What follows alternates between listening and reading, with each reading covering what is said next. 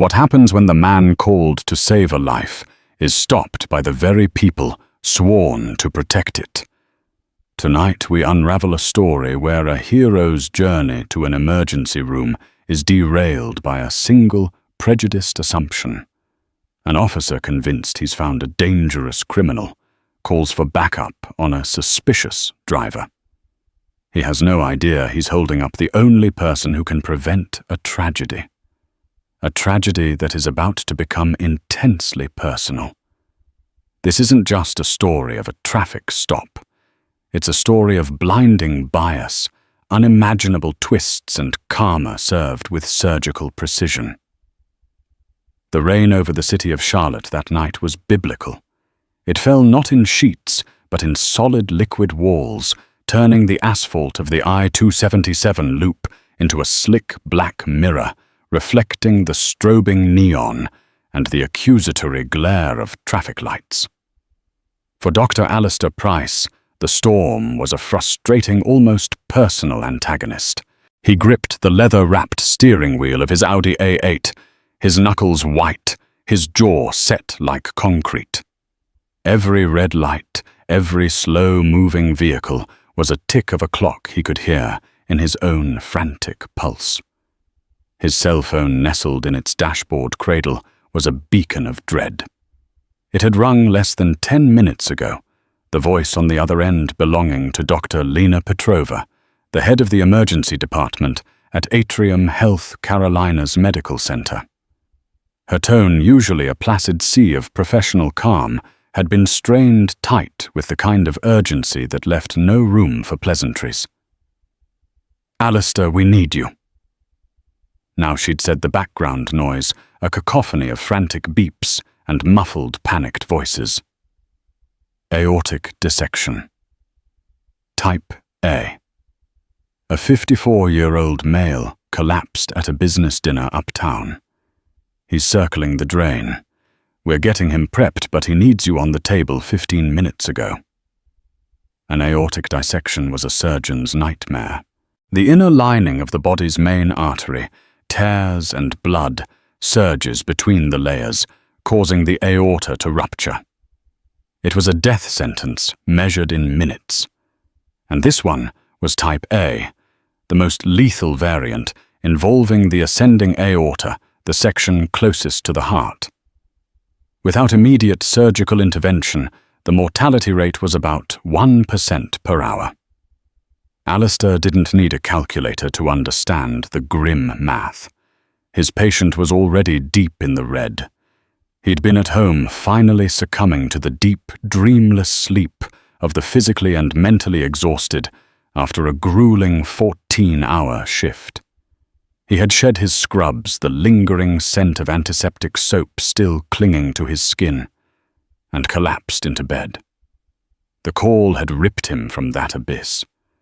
Now dressed in the fresh set of navy blue scrubs he always kept in his car for emergencies, he was a man possessed by a single, desperate purpose: get to the hospital. He swung the Audi into the exit lane for the hospital, his speed pushing the boundaries of reckless, but he justified it with the life hanging in the balance. The windshield wipers fought a losing battle against the deluge. It was in this moment of intense, focused anxiety, as he navigated a rain-slicked off-ramp, that the world behind him exploded in a blaze of red and blue. The flashing lights filled his rearview mirror, a pulsating, disorienting strobe that seemed to drill directly into his optic nerve. A siren sharp and piercing cut through the roar of the storm. No, Alistair breathed, his heart sinking with a weight heavier than any surgical instrument. No, not now. He glanced at his speedometer. He was over the limit, no question. But this was Charlotte, and on a deserted, storm-ravaged highway, at 1:30 in the morning, his speed was hardly egregious. He signaled his hand steady, despite the adrenaline coursing through him, and carefully guided the sedan onto the shoulder of the road, the tires crunching on wet gravel. He killed the engine, the sudden silence amplifying the drumming of the rain on the roof. In his mirror, he watched the police cruiser, a stark white Ford Interceptor, pull up behind him, its takedown lights bathing his car in a blinding, clinical glare. Inside that cruiser sat Officer Kyle Miller. At 32, Miller had been with the Charlotte-Mecklenburg Police Department for 6 years. He was, in his own estimation, and that of his superiors, a good cop. He was meticulous with his reports, he never missed a court date, and he approached his job with a solemn, almost grim sense of duty. He was also a man who saw the world in sharply defined lines of black and white, right and wrong, law-abiding and criminal. And on this rain-lashed night, he was bored, edgy, and nursing the low-grade resentment that came with a thankless job. He'd been lurking in the shadows of an overpass, watching the sparse traffic when the black Audi had flown past him. It wasn't just the speed that snagged his attention. It was the car itself. A high-end German sedan, gleaming even in the dim light with tinted windows that seemed just a shade too dark. It was the kind of car, in his experience, that often meant trouble. Drugs, guns, maybe a warrant. His mind, a well-worn Rolodex of stereotypes and departmental briefings, started flipping through the possibilities. He'd seen 100 cars like this in his career, and the story rarely ended with a simple speeding ticket. He watched the driver pull over. Good. No chase. That was a start. He keyed his radio. Dispatch, this is 3 Adam 40. Showing a traffic stop on the I-277 inner, just before the Kenilworth exit. Black Audi A8, North Carolina tag. George King Frank, 729er. He paused, letting the dispatcher run the plate. His eyes narrowed, scanning the interior of the Audi. The harsh takedown lights bleached out most of the detail, but he could see the silhouette of a single occupant, a male. The windows were too dark to see much else. 3 Adam 40. Be advised, the dispatcher's voice crackled back. Plate comes back clean, registered to an Alistair Price address in the Myers Park area. No wants or warrants. Myers Park. Of course. The city's old money enclave, a neighborhood of sprawling Tudor-style homes and manicured lawns. That complicated the narrative a little, but it didn't erase it. Plenty of rich kids with a taste for trouble lived in Myers Park. Miller unclipped his microphone again. Copy that dispatch. I'm going to make contact. He pulled on his rain slicker, the vinyl crinkling loudly in the confines of the car, and settled his patrol cap on his head. He took a deep, centering breath. This was the moment of truth. The approach. The most dangerous part of any stop. He opened his door, stepping out into the tempest, the rain instantly plastering his pant legs to his shins. He kept his left hand on his holstered Glock, a subconscious ingrained habit, while his right held a high-powered mag-light. Alistair watched him approach in the side mirror, a dark, imposing figure haloed by the flashing lights. He knew the drill. He'd been pulled over before. It was a tax he paid for being a black man, driving a luxury car in America. He made sure his hands were visible, resting on the top of the steering wheel. He'd already lowered his driver's side window, and the rain was misting and cold and sharp against his cheek. The beam of Miller's flashlight cut through the darkness, sweeping across the back seat empty, before fixing on Alistair's face. It was an intense, interrogating light, and Alistair had to squint against the glare. "Good evening, sir." "Miller," said his voice, loud and flat, devoid of warmth. He had to shout to be heard over the storm. "You know why I pulled you over tonight? I imagine I was going a bit too fast." Officer Alistair replied.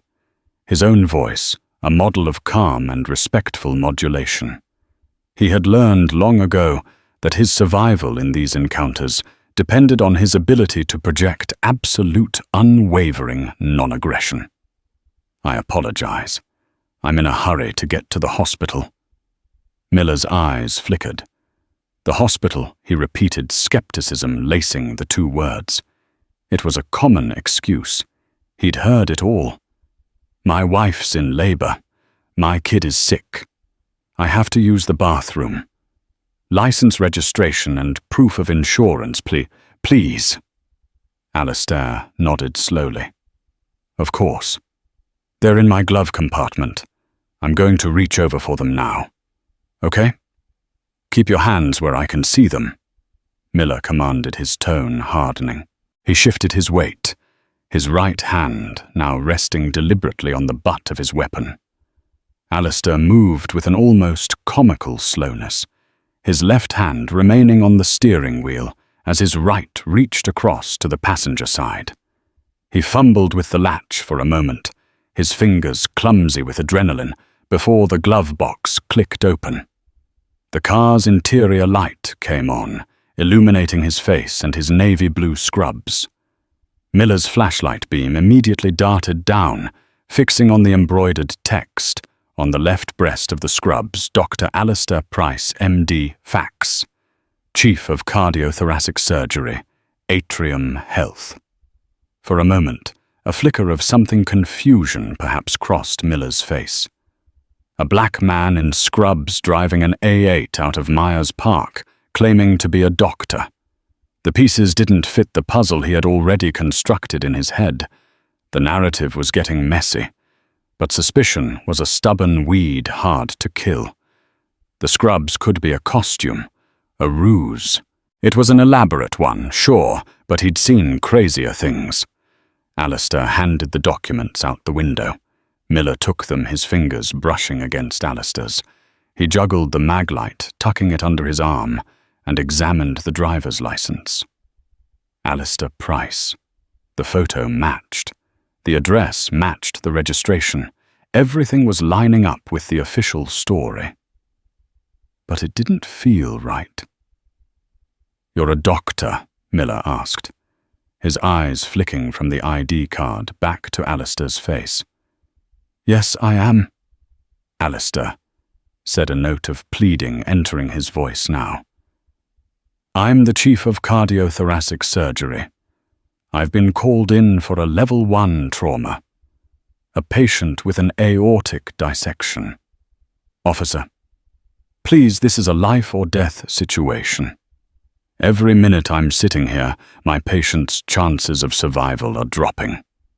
He held up his phone, the screen showing the call log with Dr. Petrova's name at the top. "You can call the hospital.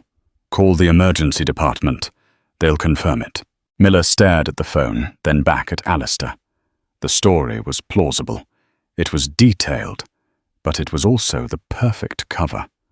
The man was too calm, too articulate. His story was too good. In Miller's experience, when a story was too good to be true, it usually was. The urgency, the speeding, the fancy car, it all screamed flight risk to him. He was convinced this was something more than a speeding ticket. "Sir, I need you to stay in the vehicle," Miller said, his decision made. He took a step back from the car, his rain-soaked hand reaching for his shoulder-mounted radio microphone. The rain dripped from the brim of his hat, running in rivulets down his face. Alistair's blood ran cold. He could see where this was going. The disbelief, the suspicion hardening into certainty in the officer's eyes. "Officer." "What are you doing?" he asked, his voice rising in pitch, the carefully constructed calm beginning to fracture. "I just told you a man is dying. I need to go." "You have my license. You can write me a ticket. You can write me 100 tickets. Just let me get to the hospital." "Sir, you need to calm down," Miller said, his voice now taking on a menacing edge of authority. He was interpreting Alistair's desperation as agitation, his pleading as aggression, the classic signs of a suspect about to bolt. "Calm down," Alistair's voice cracked. He gestured wildly with his free hand. My patient's aorta is tearing apart. He is bleeding to death inside his own body. There is no time to calm down. That was it. The final piece of the puzzle for Officer Miller. The yelling, the agitation. This was not a doctor. This was a suspect. A potentially dangerous one. He keyed his radio, his back to Alistair, his gaze sweeping the empty highway behind them. 3 Adam, 40 to dispatch. He said, his voice low and urgent. I need another unit. My stop is becoming uncooperative. Possible 1094. 1094. Street racing. It was the first plausible charge that came to mind, a charge that justified the speed of the car. But it was the unspoken part of the request that mattered. The call for backup signaled that the situation was escalating, that the officer felt threatened. Alistair heard the request, the static-laced words cutting through the storm, and a profound, bone-deep sense of despair washed over him. He wasn't just being delayed anymore. He was being detained. He slumped back against the headrest, the world narrowing to the flashing lights in his mirror, the relentless beat of the rain, and the terrifying silent ticking of a clock, somewhere in a hospital counting down the last moments of a stranger's life. A stranger he was supposed to save. And the man stopping him, the man who saw a threat where there was only a healer, had just called for backup. The dispatcher's voice, a tinny, disembodied presence, confirmed the request. Copy 3, Adam 40. Another unit is en route. ETA 5 minutes. 5 minutes. To Alistair, it might as well have been 5 years. He could picture the scene at the hospital with sickening clarity. Dr. Petrova, a formidable Russian woman who had seen the worst of humanity in Chechnya before coming to the States, would be orchestrating the chaos of the trauma bay with fierce precision. The nurses, a blur of motion and efficiency, would be pushing gurneys hanging bags of O-negative blood and shouting vitals. And in the center of it all, a man whose name Alistair didn't even know would be fighting a losing battle against his own circulatory system. The OR would be prepped and waiting a sterile, silent theater, its lights blazing, its instruments laid out in gleaming, orderly rows.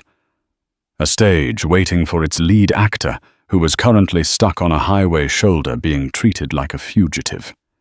He tried a different tactic. He softened his voice, forcing the desperation out of it, replacing it with the same calm, authoritative tone he used to reassure terrified family members in waiting rooms. Officer Miller, he said, reading the name from the tag on the man's uniform. Please. I understand you have a protocol to follow. I respect that. But I am begging you as one human being to another. There is an extraordinary circumstance at play here. Let me call my hospital on speakerphone. You can talk to the head of the ER yourself. She will verify everything I've told you. Miller turned back to face him, his expression an unreadable mask of rain and suspicion. Sir, I've asked you to remain calm. You're not complying. Right now, your phone stays where it is. The logic was maddeningly circular. He was being detained because he was agitated, and he was agitated because he was being detained. It was a catch-22, woven from threads of fear and prejudice. Alistair felt a surge of pure hot anger, a feeling he rarely allowed himself to experience. He had spent his entire life building a fortress of achievement and respectability around himself, brick by painful brick. A scholarship to Johns Hopkins for his undergraduate degree, then medical school at Duke, followed by a fiercely competitive residency. He'd worked twice as hard, been twice as good, and tolerated 1,000 tiny slights and 100 larger ones to get to where he was. He was the chief of cardiothoracic surgery at one of the best hospitals in the southeast. He saved lives for a living, and here on the side of a rain-swept highway, none of it mattered. He was just another suspicious black man in a fancy car. The anger was a dangerous indulgence, he knew. He had to suppress it. He closed his eyes, took a deep, shuddering breath, and tried to find his center, the calm place he went to in the middle of a difficult surgery, when a clamp slipped or a suture broke. "Okay," he said, his voice almost a whisper. "Okay, officer. I will wait." The minutes stretched into an eternity. The only sounds were the relentless drumming of the rain and the rhythmic sweep of his own windshield wipers. In the distance, another siren began to grow a faint, mournful cry that slowly climbed in pitch until it was a piercing shriek. A second pair of headlights appeared, cutting through the downpour. Another CMPD cruiser identical to the first pulled in behind Miller's, its own lights adding to the chaotic strobing tableau. A younger, stockier officer, his name tag reading Garrison, got out and jogged up to Miller. They conferred for a moment, their heads close together, their voices lost to the storm. Alistair watched them in his mirror, a fresh wave of despair washing over him. The situation was now officially an incident. 2 cruisers, 2 officers. The narrative was solidifying, setting like quick, dry cement. Officer Garrison approached the passenger side of the Audi, his flashlight beam joining Miller's crisscrossing in the cramped interior of the car. He peered in his face tight with a kind of aggressive curiosity. "Evening, Sir Garrison," said his voice, younger, brasher than Miller's. "Having some trouble tonight. I am trying to get to the hospital." Alistair said the words, tasting like ash in his mouth. He felt like a broken record, a malfunctioning automaton. "That's what you told my partner," Garrison said with a smirk. "You're a surgeon, right? The chief surgeon." He said the words with a heavy, mocking emphasis, as if the very idea was preposterous. "Yes," Alistair said through gritted teeth. "All right, Doc." Garrison said, the smirk widening. "Why don't you do us a favor and step out of the car?" Alistair's heart hammered against his ribs. This was the next step, the one he had been dreading. Out of the car, on his feet exposed. This was where things went wrong, where a sudden movement was misinterpreted, where a protest was read as a threat. Why, Alistair asked, his voice shaking slightly. "I have done nothing wrong. I am not a threat to you. It's a lawful order." Sir Miller's voice cut in sharp and cold as ice. "Step out of the vehicle. Now. Hands where we can see them." He had no choice. Slowly, deliberately, he opened the door. The moment he was out of the car, the rain hit him like a physical blow, cold and shocking. He stood, his hands raised in a gesture of surrender, the flashing lights of the 2 police cars painting him in alternating shades of demonic red and ghostly blue. "Turn around. Face the car," Miller commanded. Alistair complied, turning to face his own vehicle. He placed his hands on the cold, wet roof of his Audi. The metal was slick beneath his palms. He could see his own reflection distorted and fragmented in the rain-streaked rear window. A man in scrubs, hands up, illuminated by police lights. It was a surreal, terrifying image. He heard the click of handcuffs. A cold, metallic grip closed around his left wrist, then his right. The cuffs were ratcheted tight, biting into his flesh. A surge of disbelief, so powerful it was almost nauseating, flooded him. They were cuffing him. Him. Dr. Alistair Price. The man whose hands were insured for $5 million. The hands that just hours from now were supposed to be inside another man's chest, delicately repairing a torn artery. Now they were bound behind his back in cold steel. "What is this?" he demanded, twisting his head to look at Miller. "What have I done?" "You have my license. My car is registered. I have no record. Why are you doing this?" "We're detaining you for officer safety until we can figure out what's going on," Miller said, patting him down with a firm, impersonal efficiency. He found Alistair's wallet in his back pocket and his hospital ID badge clipped to his waistband. "You were driving erratically. You became agitated when I stopped you. We have reason to be suspicious. I became agitated because a man is dying." Alistair shouted, the last of his composure finally shattering. The sheer maddening injustice of it was too much to bear. "My God, don't you understand?" Garrison chuckled a low, ugly sound. "They all say that, man. Every single one of them has a story." Miller took the hospital ID. He shined his flashlight on it.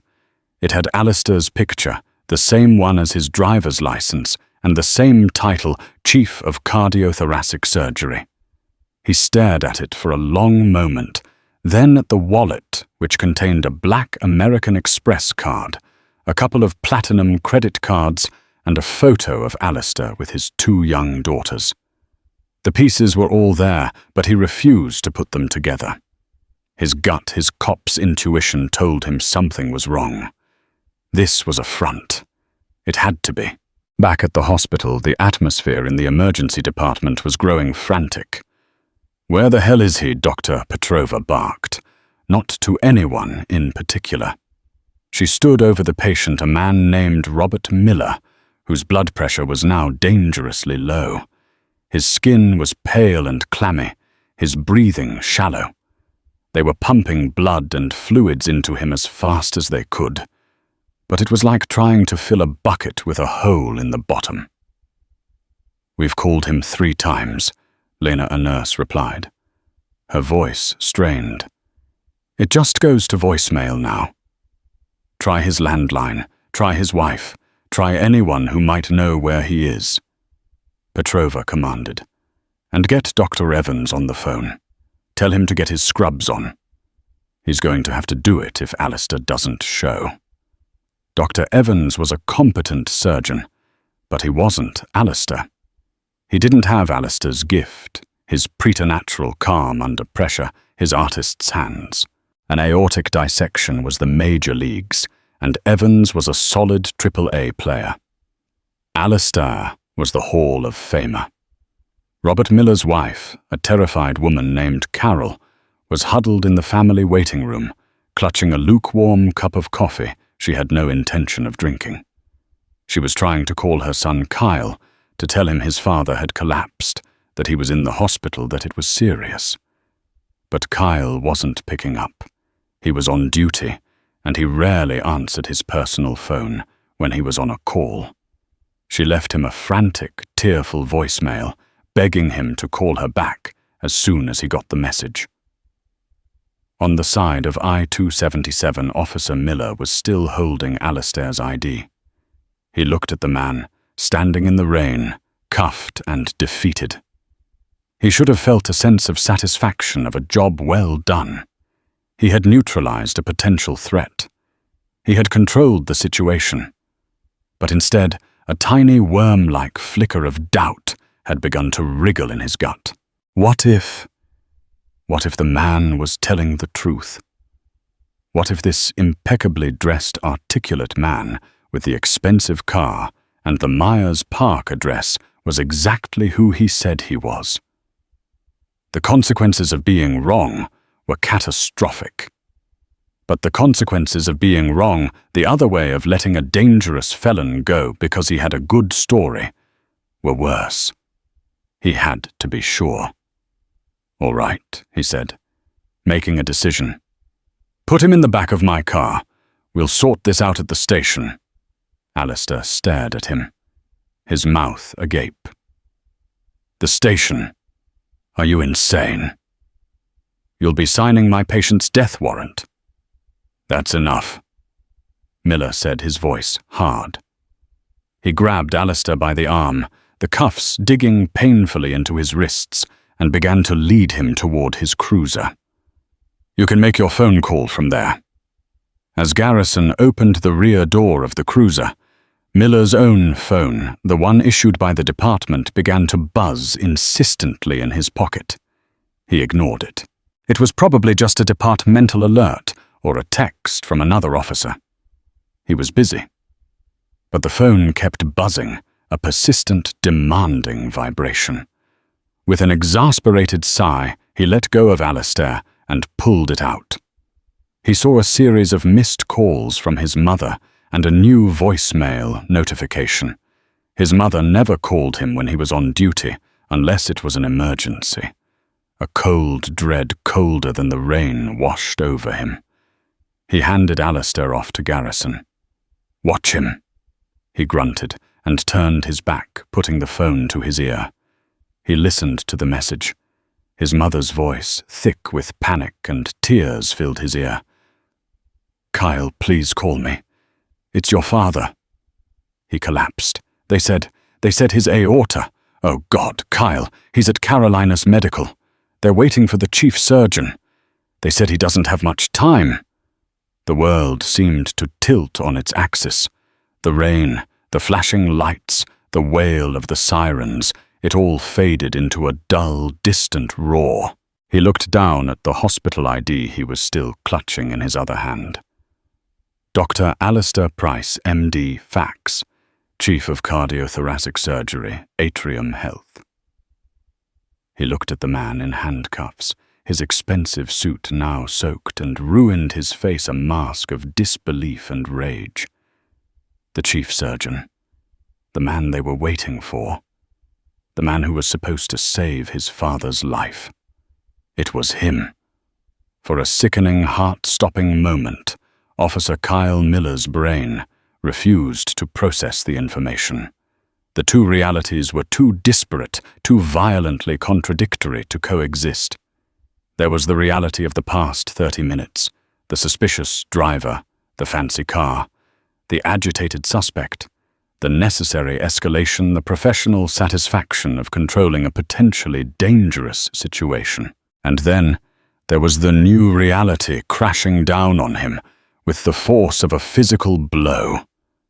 The man in handcuffs, the man he had profiled, mocked, and dismissed, was the one person on the planet who held his father's life in his hands. The phone slipped from his grasp, clattering onto the wet pavement. His mother's panicked voice was still audible, a tiny, tinny plea from the speaker. He stared at Alistair, who was now being pushed into the back of the cruiser by Garrison.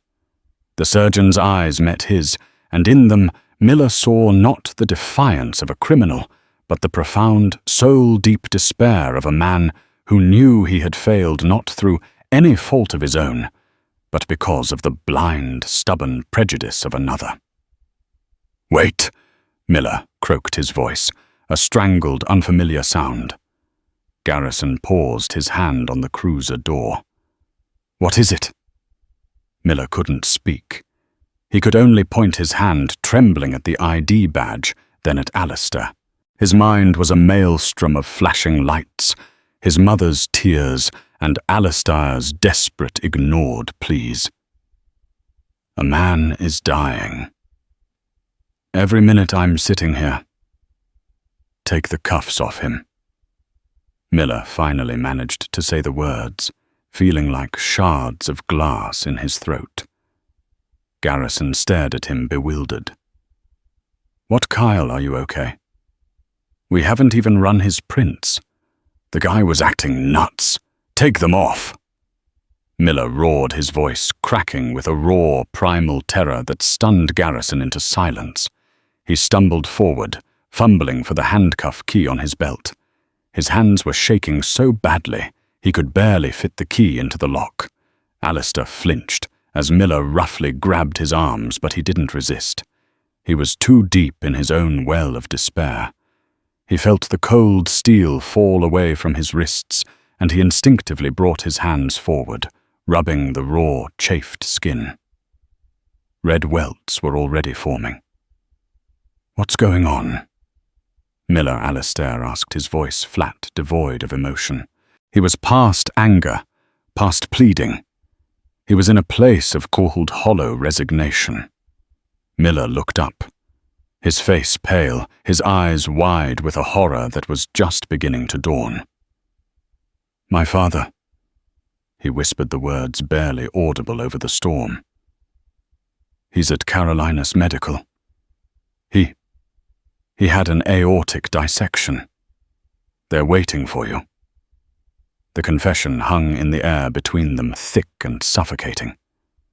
Alistair stared at him, the new information slowly penetrating the fog of his own ordeal. The man he was supposed to save. Was this officer's father?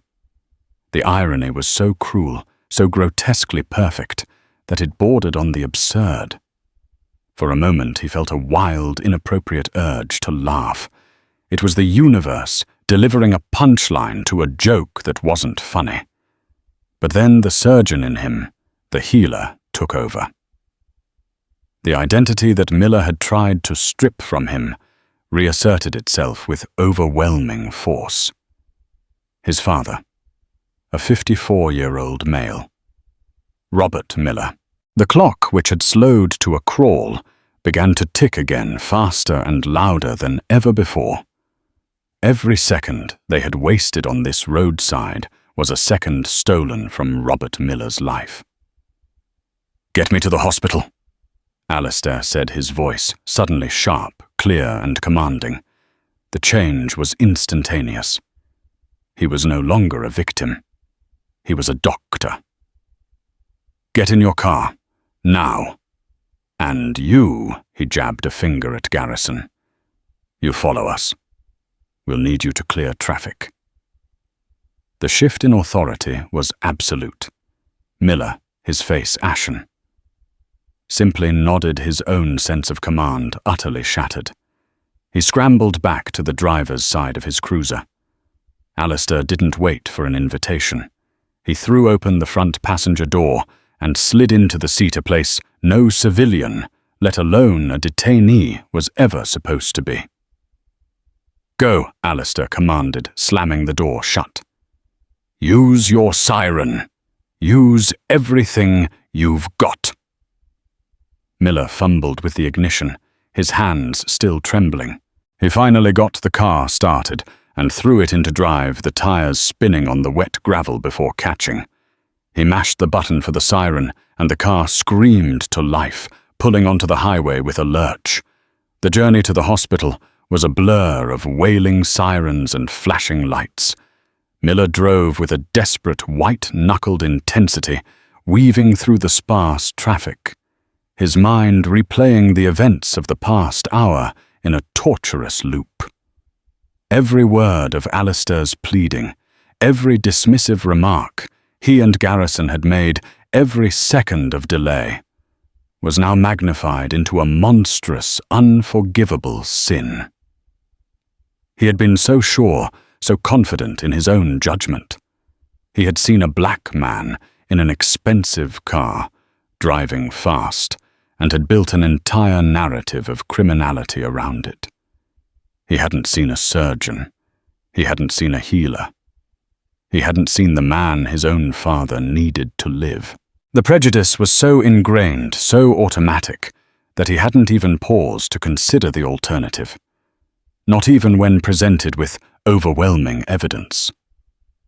He glanced over at the man sitting next to him. Alistair was silent, his face a stony mask. He was staring straight ahead, his hands clasped in his lap. Miller wondered what he was thinking. Was he thinking about the surgery? Or was he thinking about the injustice, the humiliation? Was he thinking about the fact that he was now being asked to save the life of the father of the man who had just treated him like a criminal? Dr. Price. Miller began, his voice thick with a shame so profound it was almost choking him. I am so sorry." Alistair didn't look at him. He just shook his head slightly. "Don't talk to me," he said, his voice low and even. "Just drive." The words were not angry. They were worse. They were cold. They were the words of a man who had walled off a part of himself, who was compartmentalizing his own trauma in order to do his job. He was shutting Miller out, not out of spite, but out of necessity. He couldn't afford the distraction of Miller's guilt. He had to focus. He had to save a life. They screeched to a halt in the ambulance bay of the emergency department. The doors flew open, and a team of nurses was already waiting, alerted by a frantic call from the police dispatcher. Dr. Petrova was there, her face a thundercloud of relief and fury. "Alistair." "Thank God." "Where have you been?" she demanded, grabbing his arm. "Long story." "Lena," he said, pulling away and striding toward the Wuhasi entrance. "What's his status? BP is in the toilet. We've pushed 12 units of blood. He's barely hanging on," she said, walking briskly beside him. "Or 6 is ready. Evans is scrubbed in, but he's waiting for you." Alistair nodded, his mind already running through the steps of the procedure. He was shedding the identity of the roadside victim and donning the armor of the chief surgeon. As he walked through the automatic doors, he glanced back for a fraction of a second. Miller was standing by his cruiser, rain plastering his uniform to his body, his face a portrait of utter devastation. He looked lost, broken. Standing a few feet away, Garrison looked equally pale and sick. Alistair turned away and walked into the controlled chaos of the hospital, leaving the 2 officers to drown in the consequences of their actions. He had a man to save. The reckoning would have to wait, but he knew with a certainty that chilled him to the bone that it was coming. For Officer Kyle Miller, the longest night of his life was just beginning. The operating room was an island of intense, focused calm in a sea of chaos. The air was cool and sterile, smelling faintly of iodine and ozone. A massive, multi-lensed surgical light hung from the ceiling, casting a pool of brilliant, shadowless light on the patient lying on the table. Robert Miller was draped in blue, sterile sheets, only a wide expanse of his chest visible, painted a lurid antiseptic orange. An array of monitors stood like silent sentinels, their screens displaying a frantic symphony of lines and numbers that told a story of a body at war with itself. Dr. Evans, a tall, balding man with kind eyes, looked up as Alistair entered the scrub room. "Alistair," he said, his voice filled with an almost palpable relief.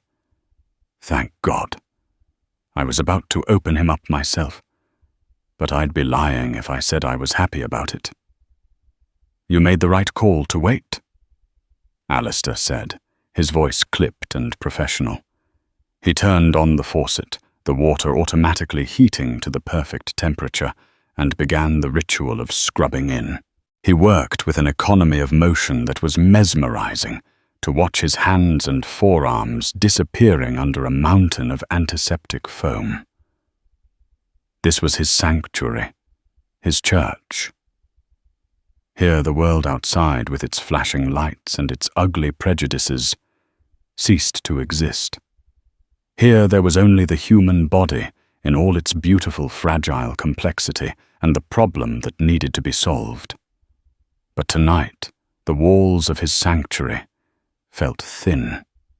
The image of Miller's face, pale and horrified in the rain, kept intruding. The feel of the cold steel on his wrists was a phantom sensation he couldn't shake. He scrubbed harder, the bristles of the brush scraping against his skin, as if he could physically scour the memory away. He had to be clear. He had to be perfect. Any lingering anger, any distraction, could mean a tremor in his hand, a moment's hesitation. And a moment was all it would take to lose this patient.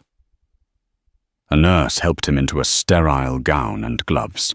He entered the OR, and the mood shifted palpably. The quiet tension in the room was replaced by a sense of purpose of direction. The chief was here. "All right, people, let's go to work," Alistair said, his voice resonating with an authority no one in the room would dream of questioning. "Lena, what's the latest BP? Is 60/30. And dropping Dr. Petrova reported from the head of the table where she was managing the anesthesia. "We're barely maintaining perfusion to his brain. He's on bypass, but the clock is ticking." "Let's get in," Alistair said simply. He took his position at the table opposite Dr. Evans. He extended his hand, and a nurse slapped a scalpel into his palm. "Scalpel." He took a deep breath, held it, and made the first incision. A long, clean cut from the top of the sternum to the bottom. There was no hesitation. His hands were rock steady. The anger and humiliation of the traffic stop were locked away in a deep, dark box in the back of his mind. The man on the table was not Officer Miller's father. He was a patient. And Alistair would give him everything he had. In the surgical waiting room, a space designed to be calming with its muted colors and comfortable chairs, Carol Miller was pacing a trench in the carpet. Every time the doors swished open, her head would snap up her heart, leaping into her throat, only to sink again when it was a nurse or another family member. She had left her son another voicemail, then another. She couldn't understand why he wasn't calling back. The doors swished open again. This time it was him. Kyle.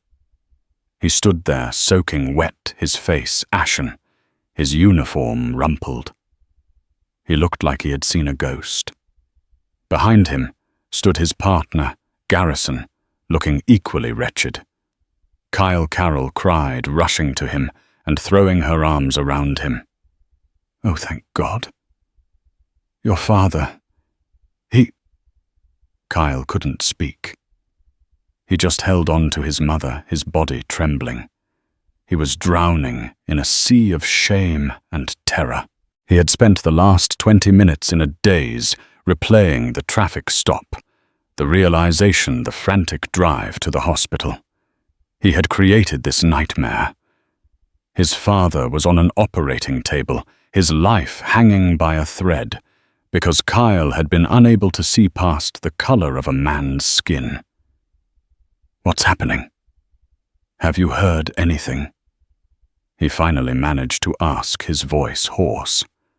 "They just took him into surgery," Carol said, pulling back to look at his face.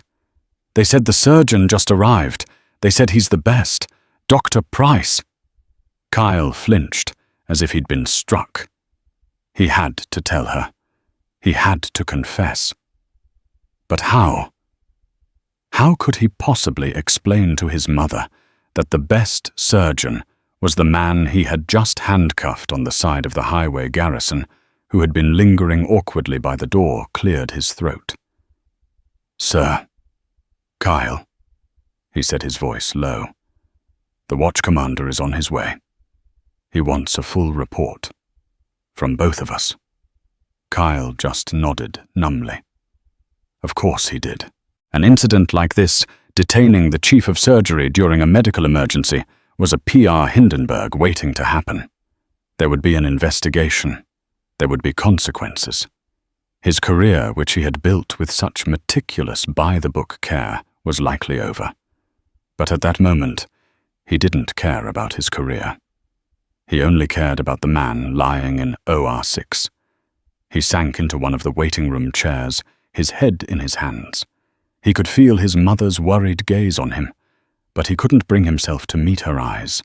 He was a fraud, a man who wore a uniform that symbolized protection and service, but whose actions had been driven by a prejudice so deep he hadn't even recognized it in himself until it was too late.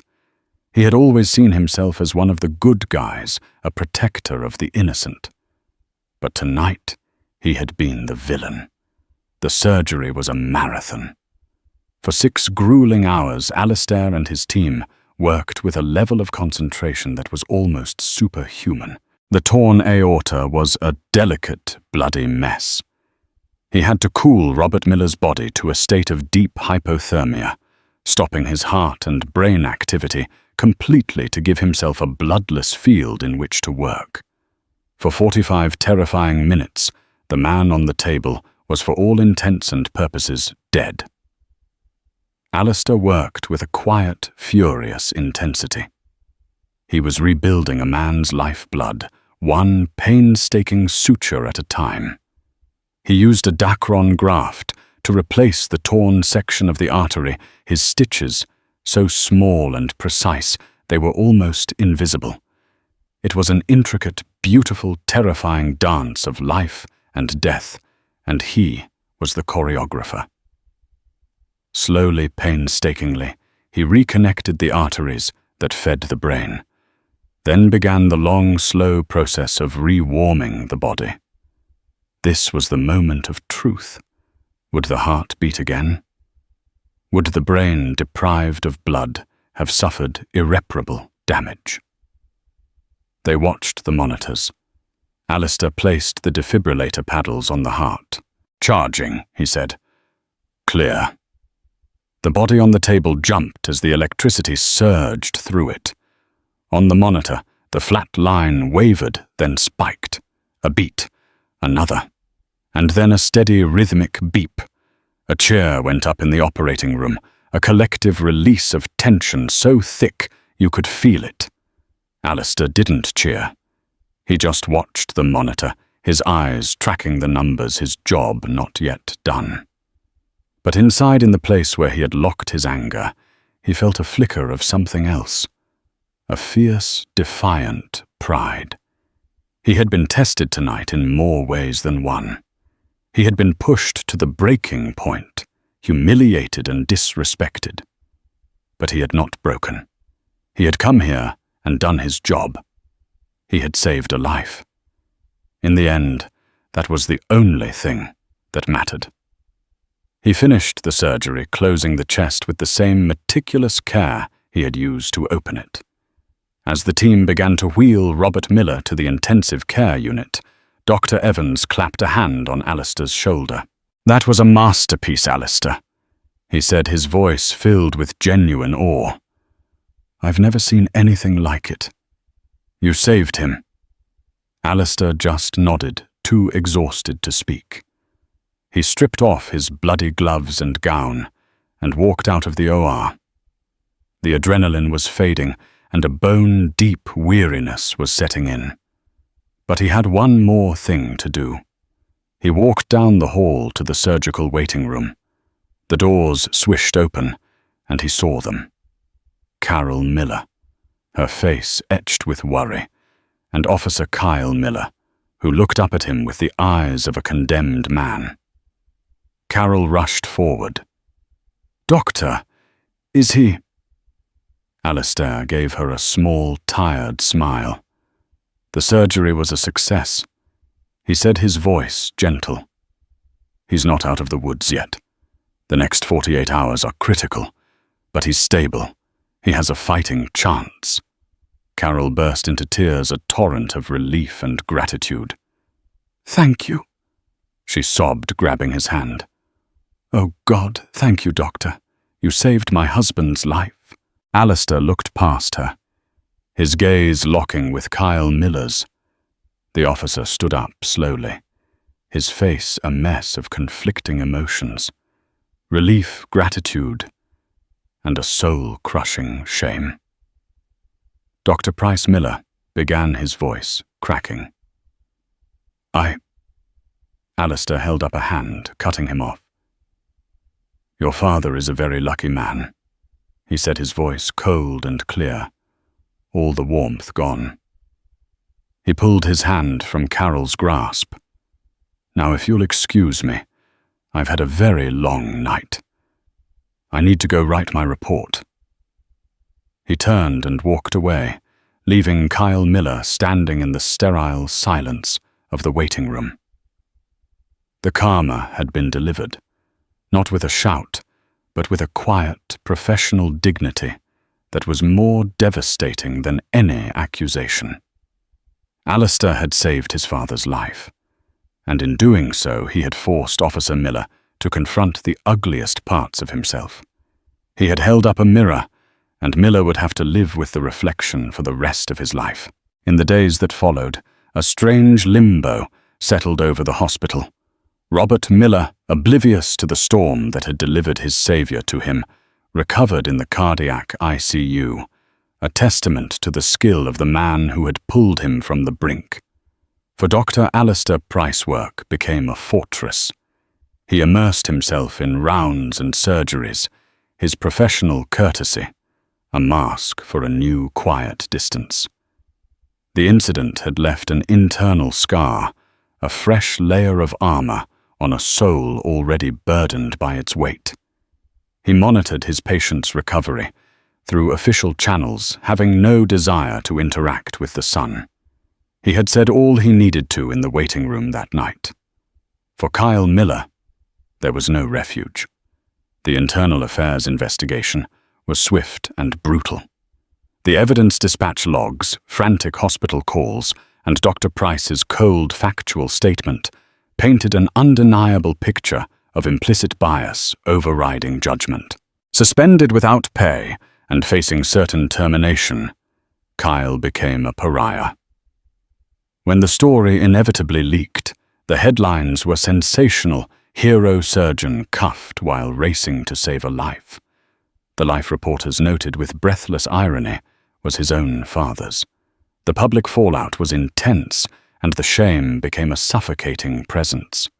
The worst of his punishment, however, was not from his department or the media. It was administered daily in the quiet of the ICU as he sat by his father's bedside.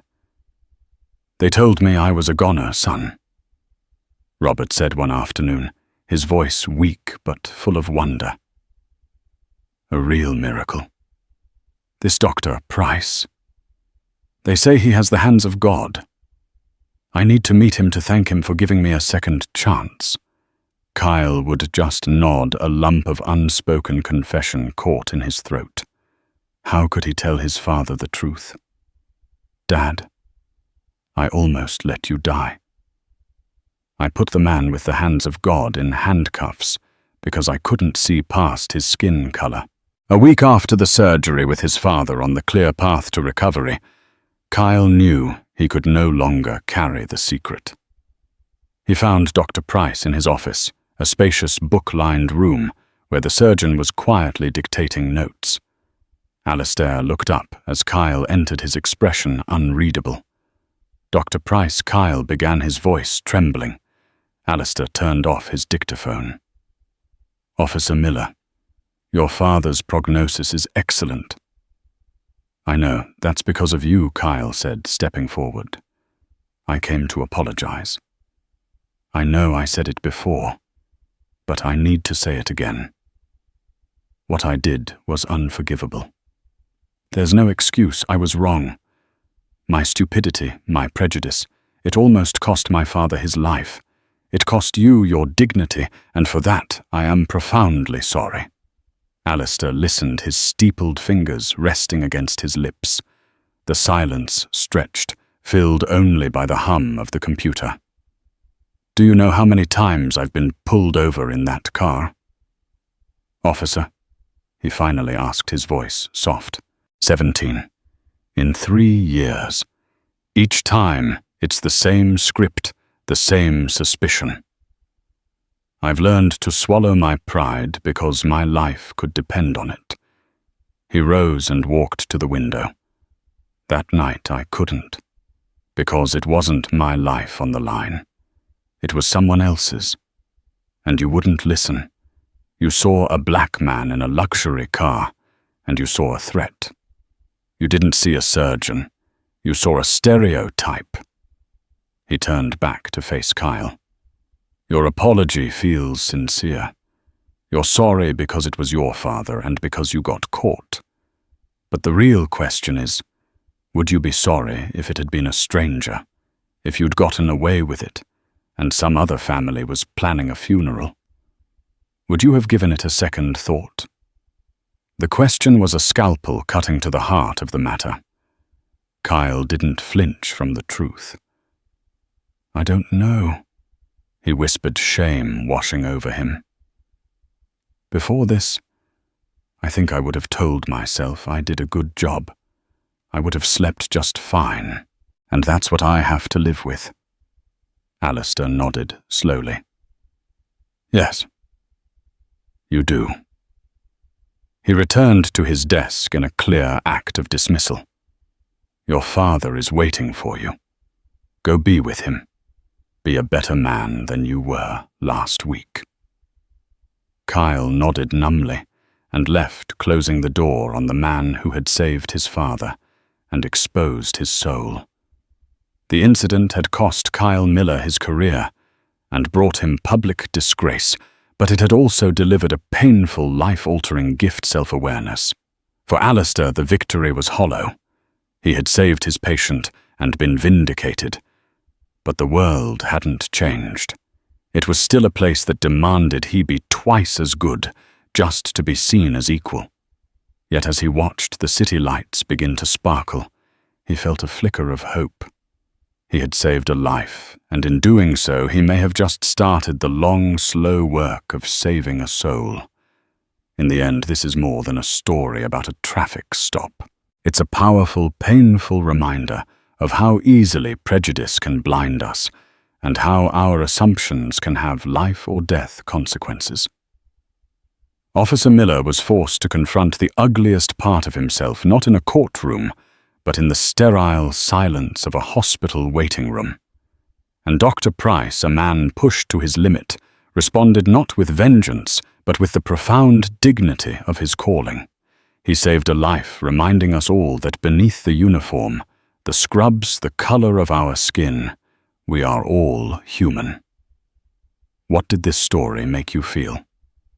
Have you ever faced a situation where a snap judgment had major consequences? Share your thoughts and experiences in the comments below. Your story matters. And if this video moved you, please hit that like button, share it with someone who needs to see it, and subscribe for more stories that make you think.